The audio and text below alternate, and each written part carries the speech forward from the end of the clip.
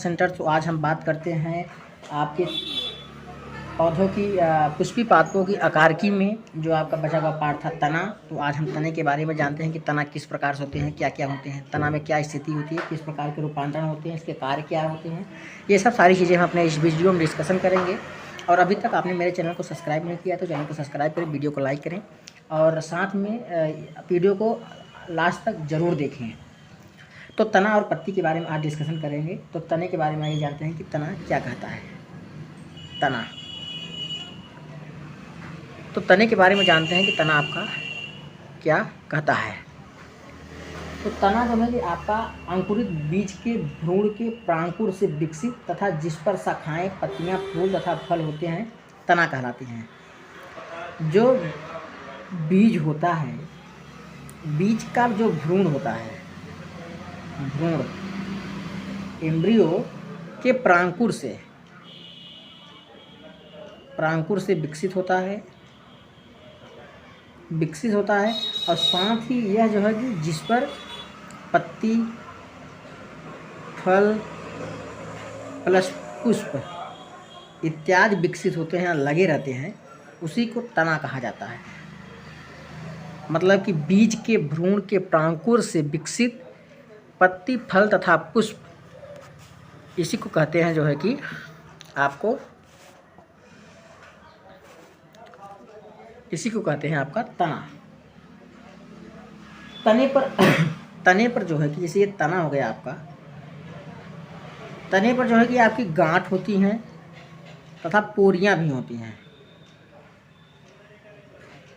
तने पर गांठ प्लस पोरियां पाई जाती हैं,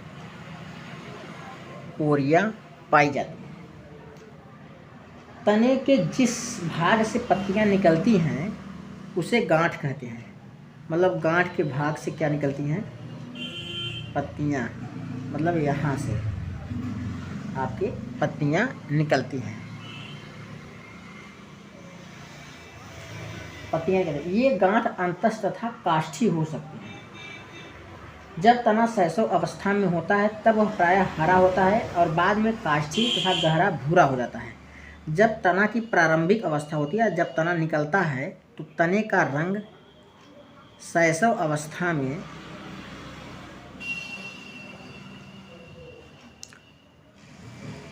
तने का रंग क्या होता है, हरा होता है। बाद में वह जब बड़ा हो जाता है, एडल्ट हो जाता है, तो गहरे भूरे रंग का हो जाता है।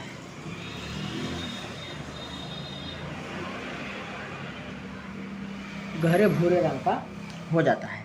इसके कार्य की बात करते हैं कि तना में किस प्रकार के कार्य होते हैं या तने के कार्य क्या होते हैं। शाखाओं को फैलाना, पत्तियां, फूल तथा फल को संभाले रखना, इसका काम होता है। जो शाखाएं बनती हैं, नई नई शाखाएं जो बनती हैं, शाखाएं को फैलाने का काम करता है। जब तना नया बनेगा तभी शाखाएं बनेंगी। फल, पुष्प तथा पत्ती को संभालता है, सपोर्ट करता है। ये पुष्प, पत्ती तथा फल को संभालने का काम करता है। साथ ही यह पानी तथा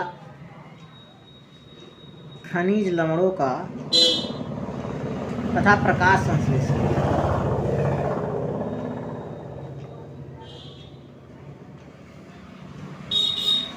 संश्लेषी पदार्थों का संवहन करता है, परिवहन करता है।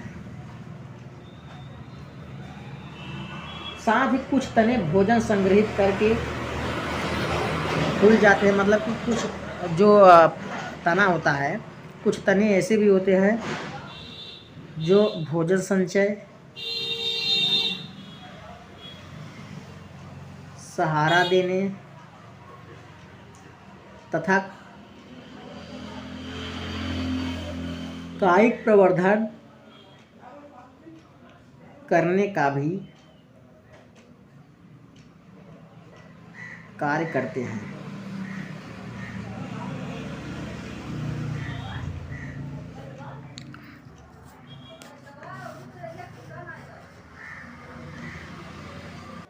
तने के रूपांतरण की बात करते हैं कि तने में किस प्रकार का रूपांतरण होता है। तो आइए बात करते हैं तने के रूपांतरण की बात करते हैं। तने का रूपांतरण किस प्रकार होता है।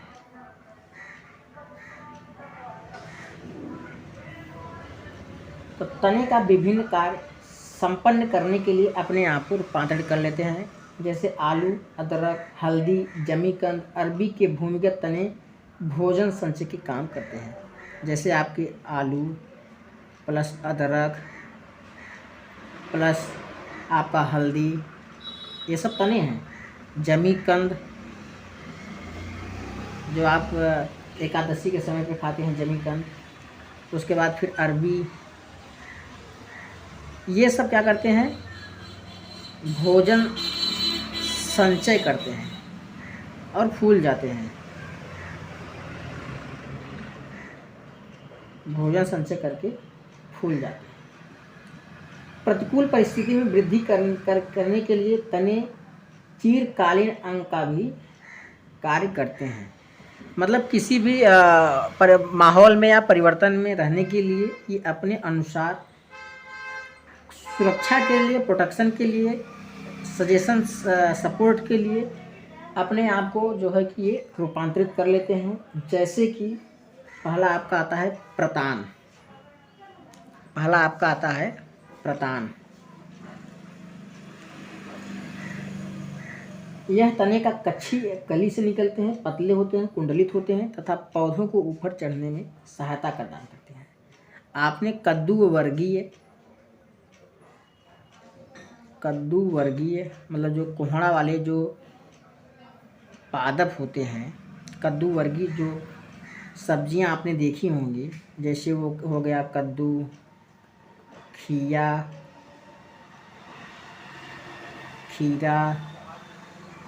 तरबूज, कोहड़ा इत्यादि, ये सब चीज़ें जो ज़मीन पकड़ को रेंगती हैं या किसी के सहारे चढ़ती हैं, तो उनमें आपके पौधों में देखे होंगे तने के कच्ची कली से कुछ ऐसे कुंडलित भाग विकसित हो जाते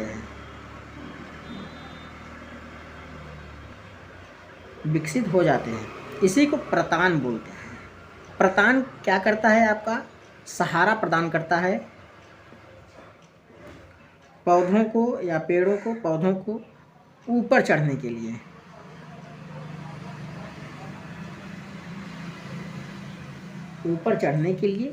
या ज़मीन पर पकड़ने के लिए, किसी को प्रकार को मजबूत पकड़ने के लिए, किसी भी सहारे से या बेस से ये सहारा प्रदान करता है प्रतान। अब बात करते हैं नुकीले कांटों की, कि तना नुकीले कांटों में भी परिवर्तित हो जाता है। जैसे आप बात करते हैं अंगूर लता या वाइन की बात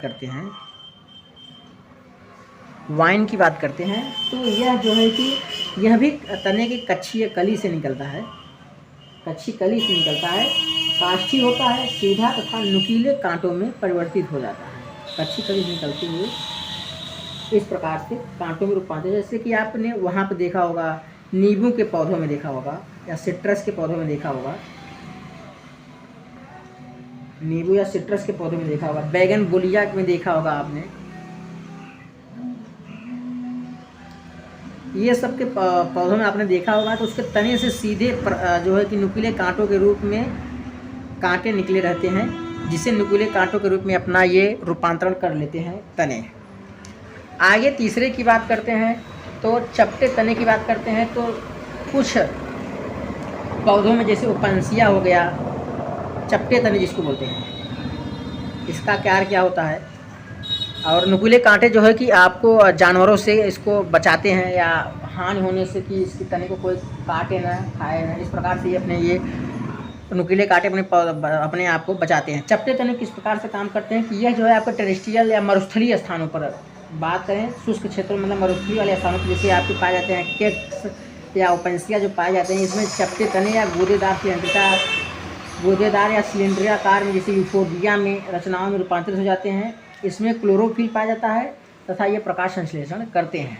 जैसे जो मरुस्थलीय वाले स्थान होते हैं, जैसे आपके ओपनसिया हो गए या केक्स हो गए, इन सब में जो चपटे तने होते हैं उसमें क्लोरोफिल पाया जाता है। चपटे तने में क्या पाया जाता है? क्लोरोफिल पाया जाता है। और यह क्लोरोफिल क्या करता है? प्रकाश संश्लेषण करता है। प्रकाश संश्लेषण का काम करता है सूक्ष्म क्षेत्रों में।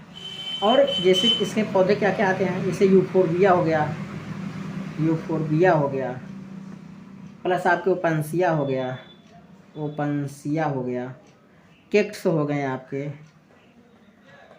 ये सब सारी चीज़ें आपकी जो है कि चपटे तने में पाए जाते हैं। कुछ जो है कि गोदादार सिलेंडरिकल आकार के होते हैं तने, जैसे यूफोरबिया में पाए जाते हैं। इनके में भी क्लोरोफिल और प्रकाश संश्लेषण पाया जाता है। भूमिगत तनों की बात करते हैं तो ये भूमिगत तने आपके जो है कि जो भूमिगत तने होते हैं, भूमिगत तने में आपके क्या होते हैं कि जो घास होते हैं तथा स्ट्रॉबेरी की बात करते हैं, घास तथा स्ट्रॉबेरी की बात करते हैं। आज नई नई कर्म या निश में फैल जाती हैं। जब पौधे मर जाते हैं तब ये नए पौधे विकसित कर लिए जाते हैं। घास और स्ट्रॉबेरी में जो है कि भूमिगत तने पाए जाते हैं, तो ये नई नई अपने तने बनाते रहती हैं। जब पौधा मर जाता है तब इससे नए जात का उत्पन्न होता है। पुदीना तथा चमेली में, पुदीना और चमेली आपने देखा होगा, चमेली में प्रमुख अक्ष के आधार पर एक पार्श्व शाखा निकलती है और कुछ समय तक वायवीय वृद्धि करने के बाद, पुदीना में आपने देखा होगा कि कुछ शाखाएं निकलती हैं वायवीय वृद्धि करने के बाद, फिर वह मुड़कर जमीन की ओर मुड़ जाती है। इस तरीके से पिस्टिया तथा आइकोनिया में आपकी बात करते हैं तो पिस्टिया आइकोनिया में जैसे कली पादपों में एक पार्श्वी शाखा निकलती है जिसकी पोरियां छोटी होती हैं। प्रत्येक गांठ पर पत्तियों का एक झुंड तथा फूल का गुच्छा होता है। क्राइसेनियम गुलदाउदी की बात करते हैं तो पार्श्व शाखाएं आधार तना से भूमिगत तने से निकलती हैं और मिट्टी के नीचे क्षैतिज रूप में बनकर बाद में यह जो है कि बाहर निकल जाती हैं। जैसे कि एक बात करते हैं, एक तना ऐसा भी है कि इसको बोलते हैं, जैसे ये तना है, ये मिट्टी हो गई आपकी, इसमें जो है कि उसके तने जो है कि जमीन के क्षैतिज रूप में वृद्धि करते हैं, लेकिन कभी कभी जो है कि वह पत्तियां बाद में जो है कि मिट्टी से बाहर निकल जाती हैं, मिट्टी से बाहर निकलती हैं और उसमें पत्तियां निकलने लगती हैं यहाँ से। ये जो तना, इस प्रकार की जो तना यह पाई जाती है वो क्राइसेनियम पौधे में पाई जाती है। क्राइसेनियम पौधे में यह पाई जाती है, जिसे गुलदाउदी के नाम से भी जाना जाता है। बात करते हैं पत्ती की। तना का रूपांतरण, तने के बारे में हम जान चुके हैं, तो बात करते हैं पत्ती की। तो पत्ती जो है कि तने पर लगी चपटी पार्श्वी संरचना होती है। ये आपका तना हो गया, गांठें हो गई, तोड़ हो गया आपका,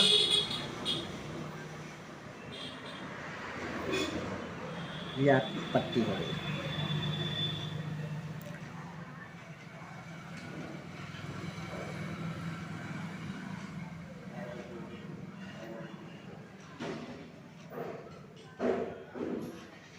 ठीक, तो इस पर जो है कि ये चपटी होती है, प्लस आपकी पार्श्वीय होती है। चपटी और क्या होती है? पार्श्वी होती है। पत्ती गांठ पर होती है और इसके कक्ष में कली होती है। कच्ची कली बाद में शाखा में विकसित हो जाती है। यही जो एक कच्ची कली होती है ये बाद में धीरे धीरे शाखा में रहती है, फिर आगे बढ़ते बढ़ते ये अपना पत्ती का निर्माण करती है। पत्ती प्ररोह के शीर्षस्थ में मेरिस्टेम से निकलती है, जिससे ये शीर्षस्थ मेरिस्टेम, तने का शीर्षस्थ मेरिस्टेम, यहाँ से भी पत्ती का निर्माण होता है, निर्माण होता है। यह अग्रभिसारी रूप में लगकर एक कायिक अंग बनाती हैं और भोजन का निर्माण करने में सहायता करती है। मतलब पत्ती का जो काम होता है, प्रकाश संश्लेषण का भी ये काम करती है। इसके प्रकार की बात करते हैं कि तो पत्ती के जो प्रकार होते हैं,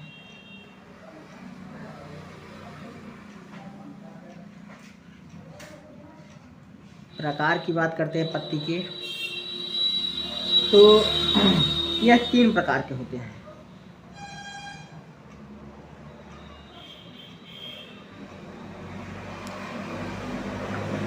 पहला आपका आता है पर्णाधार, दूसरा पर्णवृंत, तीसरा आपका आता है अस्तरिका।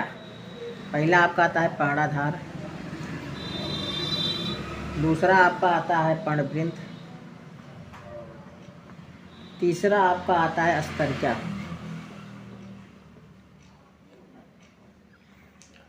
तो पर्णाधार क्या होते हैं? पत्तियां पर्णाधार की सहायता से तने से जुड़ी रहती हैं। इसके आधार पर दो पार्श्व छोटी छोटी पत्तियां निकलती हैं जिसे अनुपर्ण कहते हैं। आप देख लीजिए कि क्या कहते हैं इसको पर्णाधार के बारे में। तो पर्णाधार क्या होते हैं? यह पत्तियों को तने से जोड़ने का कार्य करती हैं।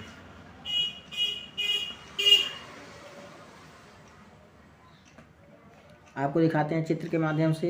ये आपका तना हो गया, पत्ती निकली हुई है हर गांठ से।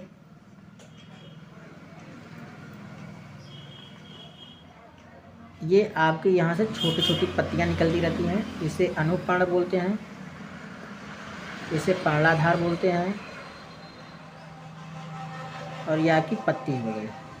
अभी पत्ती के बारे में बताएंगे कि ये आपकी क्या हो गई, जाल वाली संरचना क्या होती है, ये मिड लाइन क्या होती है, इसके बारे में अभी आगे हम पढ़ेंगे। तो इसके बात करते हैं कि जो एक बीजपत्री, ये द्विबीजपत्री पौधे की बात कर रहे हैं। ये हम द्विबीजपत्री पौधे की बात कर रहे हैं। एक बीजपत्री पौधों में क्या होता है कि पर्णाधार चादर की तरह पूरा ढक लेता है, एक जैसे कि ये पूरी संरचना हो जाती है इसमें। ये सीधे सीधे निकली रहती है तने से, पता नहीं चलता है कि तना कौन सा है या पत्ती कौन सी है। इसमें जालगत संरचना नहीं होती है, इसमें समांतर रचनाएं इसमें पाई जाती हैं एक बीजपत्री वाले पौधों में। तो एक बीजपत्री पौधों में क्या होता है कि जो पर्णाधार होती है वो चादर जैसी संरचना होती है और वह पूरे तने को ढक लेती है इस प्रकार से। तो इसमें पता नहीं चल पाता है कि तना किधर से है, कि पत्ती कहाँ से निकली हुई है या कच्ची कली कौन सी है। तो कुछ लेग्यूम्स तथा कुछ पौधों में जो पर्णाधार होते हैं वो फूल जाते हैं। तो फूल जाते हैं तथा ऐसे पर्णाधार को जो फूल जाते हैं लेग्यूम्स में या कुछ पौधों में, तो ऐसे पर्णाधार को पल्वाइनस बोलते हैं। जो फूल जाते हैं उसको पल्वाइनस बोलते हैं, पल्वाइनस कहते हैं। पर्णवृंत की बात करते हैं कि पर्णवृंत क्या होते हैं। तो ये पर्णवृंत जो आपका होता है, यह पर्णवृंत पत्ती को इस तरह सजाता है जिससे कि अधिकतर सूर्य का प्रकाश मिल सके।